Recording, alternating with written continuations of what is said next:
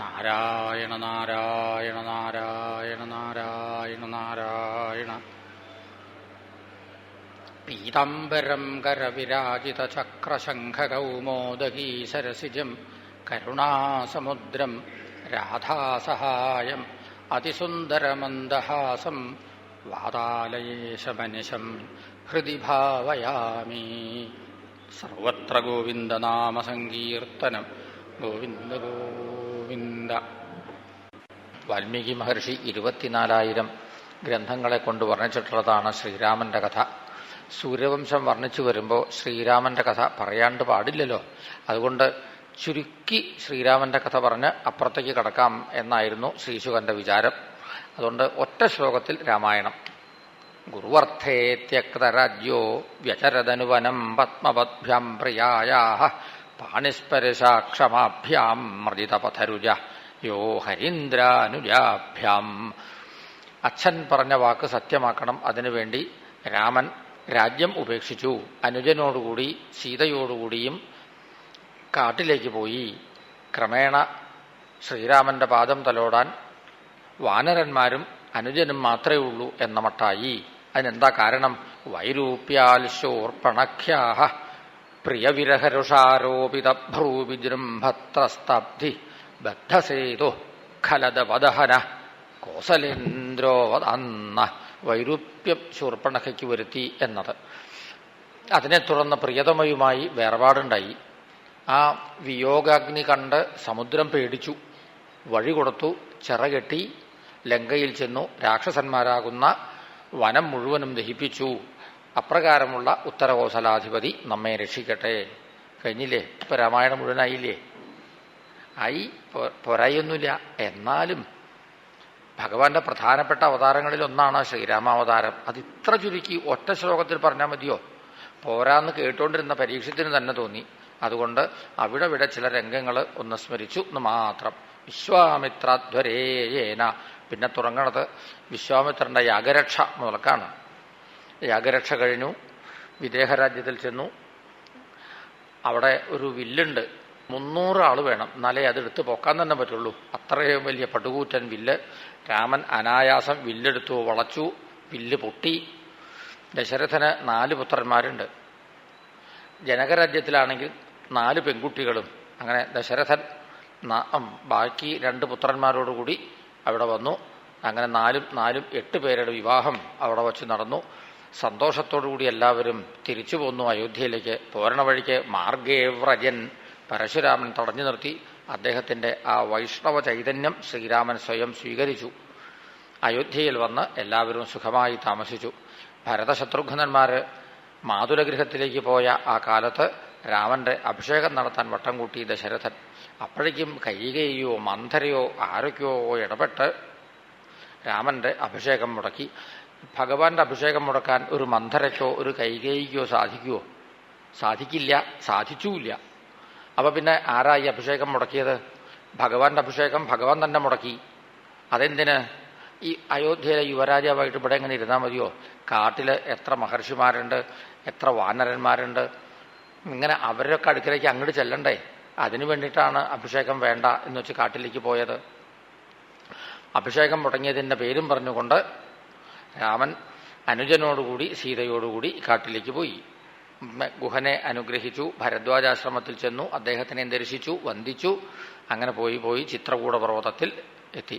രാമൻ അങ്ങോട്ട് പോയപ്പോഴേ ദശരഥൻ രാമ രാമ രാമ എന്ന് വിളിച്ച് ജീവിതം അവസാനിപ്പിച്ചു. വസിഷ്ഠനാണ് ഭരതശത്രുഘ്നന്മാർക്ക് ആളെ പറഞ്ഞയച്ച് തിരിച്ചു വരുത്തിയത്. ഇവിടെ വന്നപ്പോഴാണ് ഭരതന് മനസ്സിലായത് തന്റെ പേരും പറഞ്ഞുകൊണ്ട് ജ്യേഷ്ഠൻ കാട്ടിലേക്ക് പോയി എന്നുള്ള കാര്യം. പിതാവിന്റെ ശരീരം സംസ്കരിച്ചിട്ട് ആദ്യം ഭരതന്റെ പരിപാടി ഇതായിരുന്നു. ജ്യേഷ്ഠനെ തിരിച്ചു കൊണ്ടുവരണം. അതിന് കൈകേയി ഉൾപ്പെടെയുള്ള അമ്മമാരെല്ലാവരും പുറപ്പെടണം. വസിഷ്ഠൻ, വാമദേവൻ, ജാബാലി തുടങ്ങിയിട്ടുള്ള 8 ഗുരുനാഥന്മാരുണ്ട്. 8 ആളും പുറപ്പെടണം. സുമന്ത്രപ്രഭൃതികളായ മന്ത്രിമാരെല്ലാവരും പുറപ്പെടണം. അങ്ങനെ വലിയൊരു സംഘം ആളുകളാണ് ഭരതന്റെ നേതൃത്വത്തിൽ ചിത്രകൂട പർവ്വതത്തിൽ ചെന്നത്. ഭരതൻ താണുകേണ അപേക്ഷിച്ചു, തിരിച്ചു വരണം, രാജ്യം സ്വീകരിക്കണം എന്ന്. രാമൻ പറഞ്ഞു, ഞാൻ 14 കൊല്ലം കാട്ടിൽ താമസിക്കണം, നീ 14 കൊല്ലം നാട് വാഴണം എന്ന് അച്ഛൻ സങ്കല്പിച്ചതാണ്. ആ സങ്കല്പം സാധുവാക്കി തീർക്കുക എന്നത് നിന്റെ ചുമതലയാണ്, എന്റെയും ചുമതലയാണ്. അതുകൊണ്ട് ഞാൻ വരില്ല എന്ന്. ഈ സമയത്ത് വാൽമീകി രാമായണത്തിൽ കാണാം ജാബാലി മഹർഷിയുടെ ഒരു ഉപദേശം. രാമ, പുത്രന് പിതാവിനോട് അത്ര വലിയ കടപ്പാടൊന്നുമില്ല. ഒരു സ്ത്രീയും ഒരു പുരുഷനും തമ്മിൽ അവരുടെ താൽക്കാലിക സുഖത്തിന് വേണ്ടി സമാഗമിക്കുന്നു, അത്രയേ ഉള്ളൂ. അതിന്റെ ഫലമായിട്ട് ഒരു പുത്രൻ ജനിക്കുന്നു എന്ന് മാത്രം. ആ പുത്രന് ആ മാതാപിതാക്കളോട് എന്ത് കടപ്പാടുണ്ട്? അവസരം പാഴാക്കണ്ട. ഇപ്പൊ ഭരതൻ അനുവദിച്ചിട്ടുള്ള സമയമാണ്, വേഗം തിരിച്ചു വന്നോളൂ, അയോധ്യയിലെ രാജാവായിക്കോളൂ എന്നാണ് ജാബാലിയുടെ ഉപദേശം. രാമൻ അത് കേട്ടപ്പോൾ പറഞ്ഞു, മഹർഷേ, ഇത് ഞാൻ ഒട്ടും പ്രതീക്ഷിച്ചതല്ല. അങ്ങെപ്പോലുള്ളവർ ഇങ്ങനെയാണോ ഉപദേശിക്കേണ്ടത്? അച്ഛനോടും അമ്മയോടും ഒരു പുത്രന് കടപ്പാടുണ്ട് എന്നാണ് എൻ്റെ വിശ്വാസം. ഞാൻ വരില്ല എന്ന് പറഞ്ഞു. അത് കേട്ടപ്പോൾ വസിഷ്ഠൻ പറഞ്ഞു, രാമ, നന്നായി, ഇങ്ങനെ വേണം പറയാൻ. ജാബാലി രാമന്റെ ധർമ്മബോധം എത്രത്തോളം ഉണ്ടെന്നറിയാൻ വേണ്ടി, പരീക്ഷിക്കാൻ വേണ്ടി പറഞ്ഞതാണ്. ആ പരീക്ഷയിൽ രാമൻ വിജയിച്ചു. തിരിച്ചു പോരാറായപ്പോൾ ഭരതൻ അപേക്ഷിച്ചു, എന്തെങ്കിലും സ്മരണയ്ക്ക് ഒന്ന് തരണം എന്ന്. അങ്ങനെ താൻ ഉപയോഗിച്ചു കൊണ്ടിരുന്ന പാതുക ഭരതന്റെ കയ്യിൽ കൊടുത്തു. ഭരതൻ ആ പാതുക മേടിച്ച് അയോധ്യയിലേക്ക് വന്നു. രാമനില്ലാത്ത അയോധ്യയിൽ ഞാൻ താമസിക്കില്ല എന്ന് സത്യം ചെയ്തു. എന്നിട്ട് നന്ദിഗ്രാമം എന്നു പേരുള്ള ഒരു സ്ഥലത്ത് അവിടെ ഒരാശ്രമം തയ്യാറാക്കി, അവിടെ ഒരു പൂജാമുറി ഒരുക്കി, ഒരു പീഠത്തിൽ രാമന്റെ പാതുക കൊണ്ടുവച്ചു. ഭംഗിയായിട്ട് അങ്ങോട്ട് അഭിഷേകം ചെയ്തു. വാൽമീകി രാമായണത്തില് ഒരു സർഗത്തിന് പാതുകാ പട്ടാഭിഷേകം എന്നാണ് പേര് തന്നെ. ശ്രീരാമന്റെ അഭിഷേകം എങ്ങനെയാണോ നടത്തുന്നത് അതുപോലെയാണ് പാതുകാ പട്ടാഭിഷേകവും ഭരതൻ നിർവഹിച്ചത്. പിന്നെ ഒരു തീരുമാനം എടുക്കാറാവുമ്പോൾ ഈ പൂജാമുറിയുടെ മുമ്പിൽ വന്ന് ചോദിക്കും, ഞാൻ ഇന്ന വിധം തീരുമാനിച്ചോട്ടെ എന്ന്. പാതുക തനിക്ക് അനുവാദം തന്നു എന്ന് സങ്കല്പിക്കും. എന്നിട്ട് തീരുമാനം നടപ്പിലാക്കും. ആരാണ് രാജാവ് എന്ന് ചോദിച്ചാൽ ഭരതൻ പറയും, രാമൻ രാജാവ്. രാജാവിന്റെ പ്രതിനിധി പാതുക, താൻ പാതുകയുടെ ദാസനും. ഈ മനോഭാവത്തോടു കൂടിയിട്ടായിരുന്നു ഭരതന്റെ നാടുവാഴല് എന്നർത്ഥം. ജ്യേഷ്ഠൻ ജടാവൽക്കലധാരിയായിട്ട് കാട്ടിലിങ്ങനെ സഞ്ചരിക്കണു. അപ്പോ താൻ രാജകീയമായ വസ്ത്രം ധരിക്കാമോ? പാടില്ല. ഭരതനും ജടാവൽക്കലങ്ങൾ ധരിച്ചു. ജ്യേഷ്ഠൻ ഫലമൂലങ്ങൾ മാത്രം ഭക്ഷിച്ചുകൊണ്ടാണ് കാട്ടിൽ നടക്കുന്നത്. താനപ്പോ നല്ല ആഹാരം കഴിക്കാമോ? പാടില്ല. ഭരതൻ എന്താ കഴിച്ചിരുന്നതെന്നോ? ഗോമൂത്രയാവകം ശ്രുത്വ, ഗോമൂത്രത്തിൽ വേവിച്ച യവം, അതായിരുന്നു ഭരതന്റെ ആഹാരം. നാവിന്റെ തൃപ്തിക്ക് വേണ്ടിയിട്ടല്ല ആഹാരം. 14 കൊല്ലം കഴിഞ്ഞാൽ രാമൻ തിരിച്ചു വരും. യാതൊരു കേടും കൂടാതെ കണ്ട് ഈ അയോധ്യാരാജ്യം ജ്യേഷ്ഠന് തിരിച്ചു കൊടുക്കണം. അതുവരെ ജീവിതം നിലനിൽക്കണം. അത്രത്തോളം ആഹാരം. ഇങ്ങനെയായിരുന്നു. നല്ലൊരു സന്യാസിയായിട്ടാണ് ഭരതൻ കഴിച്ചു കൂട്ടിയത് അവിടെ. രാമനോ ചിത്രകൂട പർവ്വതത്തിൽ നിന്ന് പിന്നെയും തെക്കോട്ട് പോയി പോയി പോയി ദണ്ഡകാരണ്യത്തിലെത്തി. ശരഭംഗന്റെ ആശ്രമത്തില് സ്വയം പരിചയപ്പെടുത്തി മഹർഷിക്ക്, ഞങ്ങള് ദശരഥപുത്രന്മാരാണെന്ന്. അപ്പൊ അദ്ദേഹം പറഞ്ഞു, രാമ, അങ്ങയെ ഒരു നോക്ക് കാണണം എന്ന് വിചാരിച്ചാണ് ഇത്രയും കാലം ഞാൻ ജീവിച്ചത്. ഞാൻ തപസ് ചെയ്ത് അനവധി പുണ്യലോകങ്ങൾ ആർജിച്ചിട്ടുണ്ട്. അത് മുഴുവനും അങ്ങയ്ക്ക് തരണു. ഇനി ഞാൻ പോണു, എന്റെ ജന്മം സഫലായി എന്ന് പറഞ്ഞു. അദ്ദേഹം തന്നെ തീ പൂട്ടി അതിലേക്ക് എടുത്ത് അങ്ങോട്ട് ചാടുകയും ചെയ്തു. അദ്ദേഹത്തിന്റെ ശരീരം ഇങ്ങനെ ദഹിച്ചു പോണ സമയത്ത് ആ അഗ്നിയിൽ നിന്ന് തേജോമയനായ ഒരു കുമാരൻ ഇങ്ങനെ ഉയർന്നുയർന്ന് ബ്രഹ്മലോകത്തിലേക്ക് പോണത് രാമനും ലക്ഷ്മണനും സീതയും നോക്കി നിന്ന് കണ്ടു. അപ്പോ ഇങ്ങനത്തെ മഹർഷിമാരുടെ ഇടയ്ക്കിലേക്ക് അങ്ങോട്ട് ചെല്ലണ്ടേ?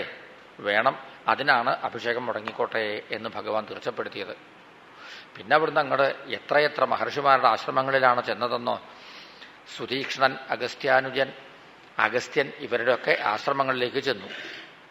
അവരെ ദർശിച്ചു, അവരുടെ അനുഗ്രഹം സമ്പാദിച്ചു. ഇങ്ങനെയായിരുന്നു യാത്ര. സുതീക്ഷ്ണന്റെ നിർദ്ദേശപ്രകാരമാണ് ഗോദാവരി നദീതീരത്ത് ഒരു ആശ്രമം തയ്യാറാക്കി താമസിച്ചത്. അവിടെ വച്ചാണ് ശൂർപ്പണഖയുടെ പ്രണയപ്രാർത്ഥനയുമായിട്ടുള്ള വരവ്. അവൾക്ക് വൈരൂപ്യം വരുത്തേണ്ടി വന്നു. അതിന്റെ പിന്നാലെ 10-14,000 രാക്ഷസന്മാരെ, ഖരദൂഷണ പ്രഭൃതികള്, അവരൊക്കെ രാമൻ മുഹൂർത്ത നേരം കൊണ്ട് വധിച്ചു. ഇപ്പൊ ഏതാണ്ട് തീർച്ചയായി. ഇനി അടുത്ത കാലത്തൊന്നും ഈ വില്ല് നിവരി ഉണ്ടാവില്ല എന്ന്, എപ്പോഴും ഞാൻ വലിച്ചു കെട്ടിക്കൊണ്ട് വേണം എന്ന്. അതിനെ തുടർന്ന് പിന്നെ എന്തൊക്കെ സംഭവങ്ങള്. മാരീചൻ പൊന്മാനായിട്ട് വന്നു. രാമനും ലക്ഷ്മണനും സമീപത്തില്ലാത്ത തഞ്ചം നോക്കി രാവണൻ സീതയെ കൊണ്ടുപോയി.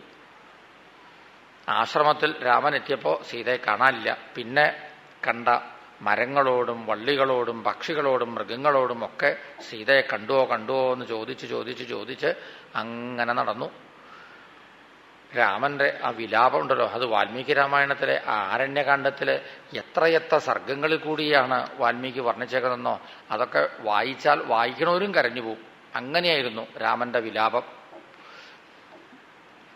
പ്രസിദ്ധമായ ഒരു ചൊല്ലാണ് രാമായണത്തിനെക്കുറിച്ച്, ശോകശ്ലോകത്വമാഗത എന്ന്. വാൽമീകിയുടെ ശോകമാണ് ശ്ലോകമായി തീർന്നത്, അതാണ് രാമായണം എന്ന്. അത് അക്ഷരം പ്രതി പരമാർത്ഥാണെന്ന് ആരണ്യകാണ്ഡം വായിച്ചാൽ മനസ്സിലാവും. അപ്പൊ ഭഗവാൻ അറിഞ്ഞുകൂടെ സീത എവിടെയാണ് എന്നൊക്കെ? ഭഗവാൻ അറിയാൻ വയ്യൊന്നുമില്ല. പിന്നെ എന്തിനാ ഈ കരഞ്ഞതൊക്കെ?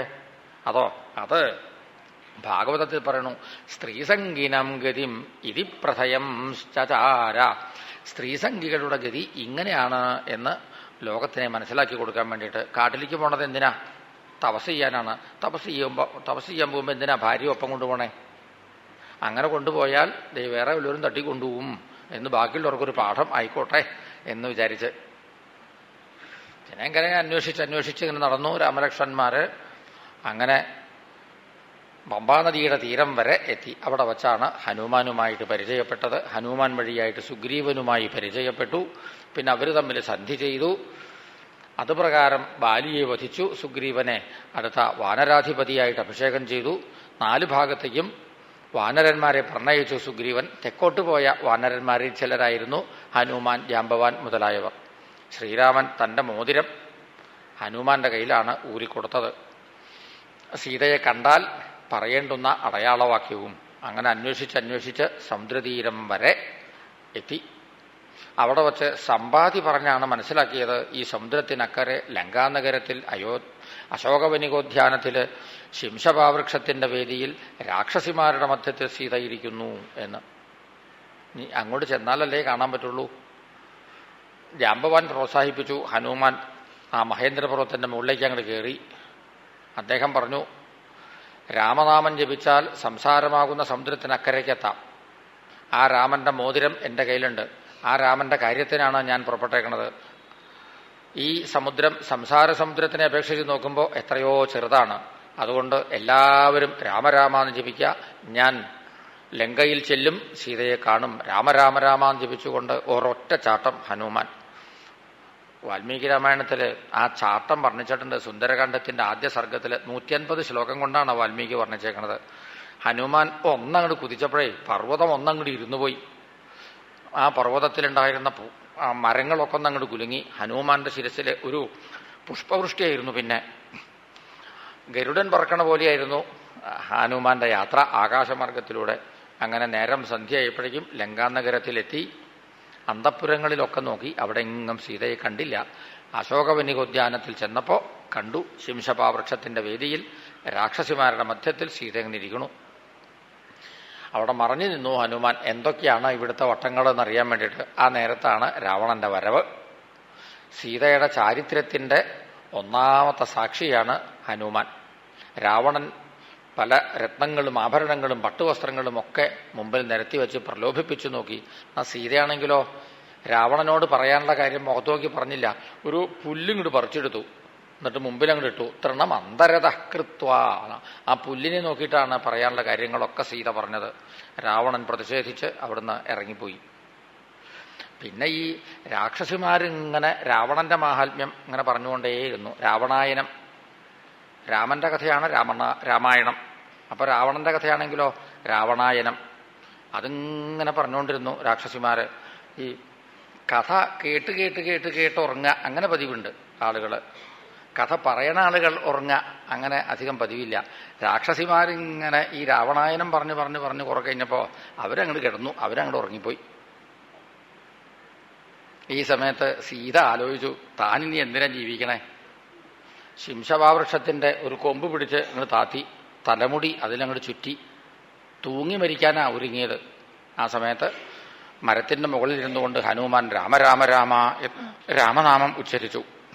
ഈ ശബ്ദം ഉച്ചരിച്ചവൻ എന്റെ മുമ്പിൽ വരണം എന്ന് സീത ഉറക്കെ ആത്മഗതം ചെയ്തു. ഹനുമാൻ മുമ്പിൽ വന്നു നിന്നു, നമസ്കരിച്ചു. അപ്പോഴും സീത പറഞ്ഞു, അങ്ങ് രാവണനാണ്, എന്നെ മോഹിപ്പിക്കാൻ വേണ്ടിയിട്ട് ഈ വേഷത്തിൽ വന്നതാണ് എന്നൊക്കെ. രാമന്റെ ദൂതനാണ് എന്നതിന് തെളിവ് ആ മോതിരം സീതയുടെ കയ്യിൽ കൊടുത്തു. പിന്നെ സീത ചോദിച്ചു, ഒരുപാട് കാര്യങ്ങൾ ചോദിച്ചു. അത് വാൽമീകി രാമായണത്തിൽ നോക്കണം. എത്ര സർഗങ്ങളിൽ കൂടിയെന്നോ അവരുടെ സംവാദം, എങ്ങനെയാണ് വാനരന്മാരും രാമനും തമ്മിൽ പരിചയപ്പെട്ടത്, പിന്നെ രാമന്റെ ലക്ഷണങ്ങൾ എന്തൊക്കെയാണ്, ഇങ്ങനെയുള്ള ചോദ്യങ്ങളൊക്കെ ചോദിച്ചു. ഹനുമാൻ എല്ലാം സീതയെ കേൾപ്പിച്ചു. ഇവിടെ വന്നു എന്നുള്ളതിന് തെളിവ് വേണ്ടേ? സീതയിൽ നിന്ന് ചൂടാമണിയും വാങ്ങി. ഇനി താൻ ഇവിടെ വന്നു എന്ന് ഈ ലങ്കയിലുള്ളവരറിയണം. അതിനുവേണ്ടി പ്രക്ഷുദ്യോദ്യാനം അക്ഷക്ഷപണചണരണ, ആ ഉദ്യാനം പിടിച്ചൊന്നങ്ങോട്ട് കുലുക്കി. അപ്പോഴേക്കും രാക്ഷസന്മാർ വന്നു. ആ രാക്ഷസന്മാരെ വധിച്ചു. ഇന്ദ്രജിത്തിന്റെ ബ്രഹ്മാസ്ത്രത്തിൽ സ്വയം ബദ്ധനായി കിടന്നു. അങ്ങനെ ലങ്കാ നഗരത്തിൽ രാവണന്റെ മുമ്പിൽ എത്തിച്ചേർന്നു. അവിടെ വച്ച് രാവണനോടും പറഞ്ഞു, ദൂതോഹം കോസലേന്ദ്രസ്യ, ഞാൻ കോസലേന്ദ്രന്റെ ദൂതനാണ്, സീതയെ തിരിച്ചു കൊടുക്കണം. തിരിച്ചു കൊടുത്താൽ രാവണനും രാക്ഷസന്മാരും ലങ്കയും അവശേഷിക്കും, ഇല്ലെങ്കിൽ ഇതൊന്നും അവശേഷിക്കില്ല എന്ന് പറഞ്ഞു. രാവണനങ്ങോട്ട് ദേഷ്യം വന്നല്ലോ. എന്നിട്ട് പിന്നെ വാലുമ്മ തീ കൊളുത്താനാണ് കൽപ്പന. ഹനുമാന് നല്ല സുഖം, ലവലേശം പൊള്ളലേറ്റില്ല. കണ്ട ആളുകളെല്ലാം എണ്ണയൊഴിച്ച് തീ കൊടുത്തപ്പോൾ ഓരോരോ കൊട്ടാരങ്ങളിൽ ഇങ്ങനെ ചാടി ചാടി ചാടി എല്ലാം ദഹിപ്പിച്ചു. പ്ലുഷ്ടുവാചലങ്കം, വീണ്ടും സീതയെ കണ്ട് യാത്ര പറഞ്ഞ് തിരിച്ചിങ്ങോട്ടും ചാടി രാമന്റെ കയ്യിൽ ആ ചൂടാമണി അവിടെ ഏൽപ്പിച്ചു കൊടുത്തു. വിവരങ്ങളെല്ലാം കേൾപ്പിച്ചു. എല്ലാവരും സമുദ്രതീരത്ത് വന്നു. 3 ദിവസം രാമൻ സമുദ്രദേവതയെ തപസ് ചെയ്തു, കണ്ടില്ല. അപ്പൊ വില്ലും അമ്പും കൂടി എടുത്തു. ആഗ്നേയാസ്ത്രം തൊടുത്തു വിടുക, ഇനി സമുദ്രം വേണ്ട എന്നായി. അപ്പോഴേക്കും സമുദ്രദേവത പ്രത്യക്ഷപ്പെട്ടു, വഴി കൊടുത്തു, ചിറകെട്ടി രാവണകുംഭകർണ പ്രഭൃതികളായ രാക്ഷസന്മാരെ വധിച്ചു. വിഭീഷണനെ അടുത്ത ലങ്കാധിപതിയായി അഭിഷേകം ചെയ്തു. അഗ്നിപരിശുദ്ധയായ സീതയെ സ്വീകരിച്ചു. പുഷ്പകവിമാനത്തിലൂടെ തിരിച്ചു വന്നു. ഭരതനാണെങ്കിൽ ഇങ്ങനെ കാത്തിരിക്കുകയാണ്. ജ്യേഷ്ഠൻ വന്നു എന്നറിഞ്ഞതോടെ പരമസന്തുഷ്ടനായി അദ്ദേഹം. അങ്ങനെ അയോധ്യയിൽ വെച്ച് അതിഗംഭീരമായിട്ടുള്ള പട്ടാഭിഷേകവും നടന്നു. പിന്നെ അവിടുന്ന് അങ്ങോട്ട് രാമരാജ്യം. എന്താണ് രാമരാജ്യത്തിന്റെ വിശേഷം എന്നാണെങ്കിൽ, നാധിവ്യാധിജരാഗ്ലാനി ദുഃഖശോകഭയക്ലമാഹ, ഒരാൾക്കും ഒരാധിയോ വ്യാധിയോ ഒന്നുമില്ല. എല്ലാവരും അവനവന്റെ ജോലി കൃത്യമായിട്ട് ചെയ്തുകൊണ്ടിരുന്നു. അത് കാരണം രാജാവിനെ കാണാനൊന്നും ഇങ്ങനെ എന്നും ആളുകൾ ഇങ്ങനെ കാത്തു നിൽക്കുക അങ്ങനെയൊന്നും പതിവുണ്ടായിരുന്നില്ല. ഈ എല്ലാ ഉദ്യോഗസ്ഥന്മാരും പ്രജകളെ വേണ്ട പോലെ സഹായിക്കാൻ മനസ്സുള്ളവരാണെന്ന് നോക്കിയാൽ ഈ പ്രധാനമന്ത്രിയെ കാണാനൊന്നും അനവധി ആളൊന്നും ചെല്ലില്ല. ഇപ്പം എന്താ ഈ പ്രധാനമന്ത്രിയെ കാണാൻ ഇവിടെ തിക്കും തിരക്കുന്ന ഒരു ഉദ്യോഗസ്ഥനും ഒരു കാര്യവും മര്യാദയ്ക്ക് ചെയ്യില്ല.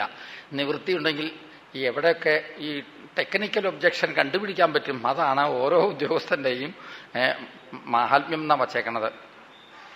എന്താ ചെയ്യുക? രാമന്റെ കാലത്ത് അങ്ങനെ ആയിരുന്നില്ല എന്നർത്ഥം. ഒരു ദിവസം ഇതും കൂടി ഉണ്ടായി. രാമൻ ധർമാസനത്തിൽ വന്നിരുന്നു. നോക്കി ഇപ്പൊ പരാതിക്കാരെ ആരെയും കാണാനില്ല. ലക്ഷ്മണനോട് പറഞ്ഞു, പരാതിക്കാരെങ്കിലും ഉണ്ടോ എന്ന് നോക്കൂ. ലക്ഷ്മണൻ അവിടെയുമ്പോഴൊക്കെ നോക്കി, ആരുമില്ല. ജ്യേഷ്ഠൻ രാജാവായിരിക്കുമ്പോഴേ ആർക്കും യാതൊരു പരാതിയില്ല.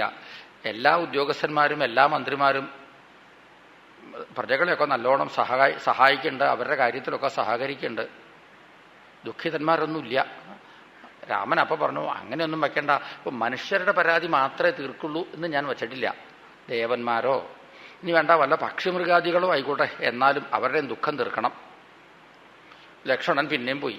ആ ഗോപുരമൊക്കെ തുറന്ന് പുറത്തേക്ക് ഇങ്ങനെ കടന്നു. ഇങ്ങനെ നടക്കുന്ന സമയത്ത് ഒരു നായ നിന്നിങ്ങനെ കുരയ്ക്കണു. കുരയ്ക്കല്ല, ഏതാണ്ട് കരയണ പോലെയാണ്. ആ നായയുടെ അടുക്ക് ചെന്നിട്ട് ചോദിച്ചു, എന്താ ദുഃഖം വല്ലതും ഉണ്ടോ എന്ന് ചോദിച്ചു. നായ പറഞ്ഞു, ഈ അഗ്രഹാരത്തിൽ താമസിക്കുന്ന ബ്രാഹ്മണൻ എന്നെ കല്ലെടുത്തെറിഞ്ഞു. അപ്പൊ അങ്ങനെ ഒരു ദുഃഖമുണ്ട് അല്ലേ? ഉണ്ട്, വരൂ നമുക്ക് സമാധാനം ഉണ്ടാക്കാം എന്നായി. നായ ലക്ഷ്മണന്റെ പിന്നാലെ ചെന്നു. മാളിയുടെ മുകളിലേക്ക് കയറാറായപ്പോൾ നായ പറഞ്ഞു, ഞാൻ താഴെ നിന്നോളാം, ഞാൻ നായയല്ലേ, മാളിയുടെ മുകളിലേക്ക് മറ്റേ കയറാമോ? ലക്ഷ്മണൻ മുകളിൽ കയറി വിവരം പറഞ്ഞു. രാമൻ പറഞ്ഞു, അങ്ങനെയല്ല, കൂട്ടിക്കൊണ്ടുവരാൻ പറഞ്ഞു. അങ്ങനെ ധർമാസനത്തിന്റെ മുമ്പിൽ നായ വന്നു. സാധാരണ അങ്ങനെയാണല്ലോ കോടതിയിൽ കൂട്ടിൽ കയറി നിൽക്കുക. അപ്പോൾ ധർമാസനത്തിരുന്നുകൊണ്ട് രാമൻ ചോദിച്ചു, എന്താ ദുഃഖം വല്ലതും ഉണ്ടോ എന്ന് ചോദിച്ചു. നായ പറഞ്ഞു, ഈ അഗ്രഹാരത്തിൽ താമസിക്കുന്ന ബ്രാഹ്മണൻ എന്നെ കല്ലെടുത്തെറിഞ്ഞു, അതിൻ്റെ വേദനയുണ്ട് എന്ന് പറഞ്ഞു. ലക്ഷ്മണ, ആ ബ്രാഹ്മണനെ ഞങ്ങൾ വിളിച്ചുകൊണ്ടിരും. ലക്ഷ്മണൻ പോയി വിളിച്ചു കൊണ്ടുവന്നു. അയാളെയും കൂട്ടിൽ കയറ്റി. രാമൻ ധർമാസനത്തിൽ നിന്നുകൊണ്ട് ചോദിച്ചു, നായെ കല്ലെടുത്തെറിഞ്ഞോ? ഉവ്വ്. അയാൾ പറഞ്ഞു, എന്തിനാ കല്ലെടുത്തെറിഞ്ഞത്? അയാൾ പറഞ്ഞു, ഞാൻ എൻ്റെ ജോലി കഴിഞ്ഞ് വല്ലാണ്ട് വിശന്ന് ദാഹിച്ച് ഞാൻ പോവുകയായിരുന്നു. എനിക്ക് ആഹാരം കഴിക്കാൻ വൈകി, അങ്ങനെയായിരുന്നു. അതിനിടയ്ക്ക് ഈ നായ വഴിയിൽ നിന്ന് കുറച്ച് എന്നെ പേടിപ്പിച്ചു. അപ്പം എനിക്ക് ദേഷ്യം വന്നു, ഞാൻ കല്ലെടുത്തെറിഞ്ഞു. ഇത് സത്യമാണ്. രാമൻ ചോദിച്ചു, ബ്രാഹ്മണനെ പേടിപ്പിച്ചു അല്ലേ നായോട്?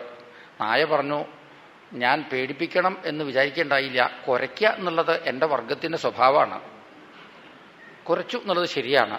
ബ്രാഹ്മണൻ പറഞ്ഞു, എന്നെ പേടിപ്പിക്കണം എന്ന ഉദ്ദേശത്തോടു കൂടിയിട്ടാണ് കുരച്ചത് എന്ന്.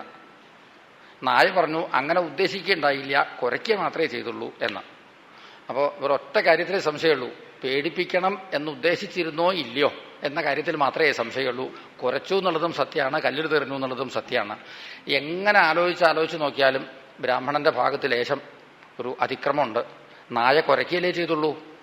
പരമാവധി ബ്രാഹ്മണൻ ചെയ്യാവുന്നത് കല്ലെടുത്ത് ഓങ്ങുക, അതുവരെ ആവാവൂ, എറിയാൻ പാടില്ല.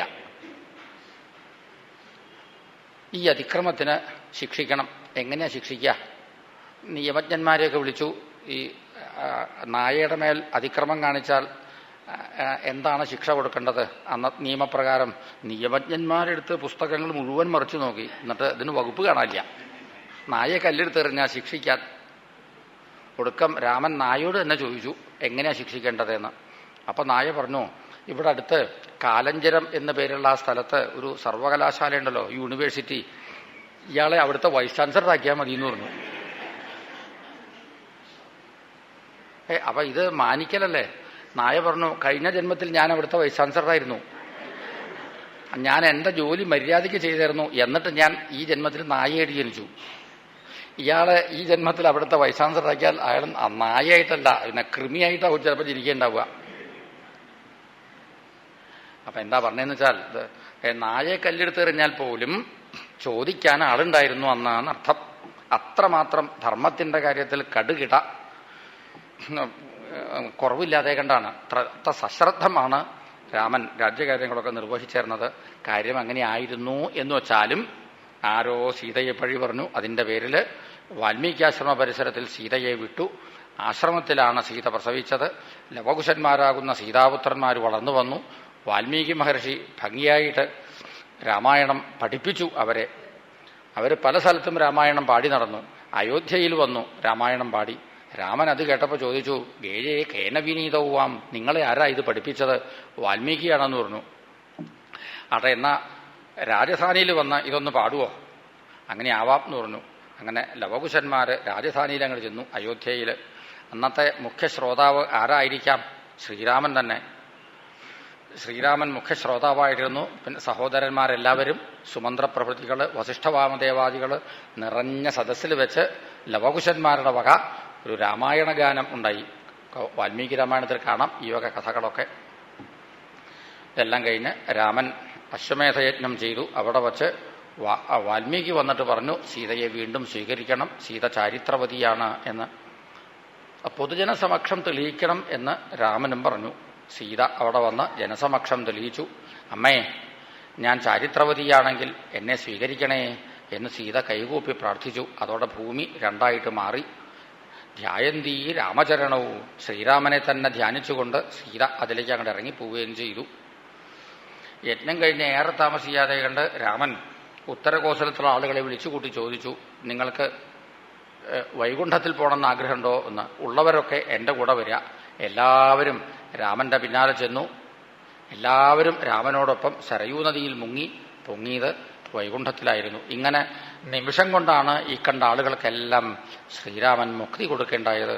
അങ്ങനെയുള്ള രാമൻ അയോധ്യാധിപതിയായി വാഴണ കാലത്ത് സകല ലോകപാലന്മാരും രാമന്റെ മുമ്പിൽ നമസ്കരിച്ചിരുന്നു. തം നാഗപാല വസുപാല കിരീടജുഷ്ടപാദാംബുജം രഘുപതിം ശരണം പ്രപദ്യേ.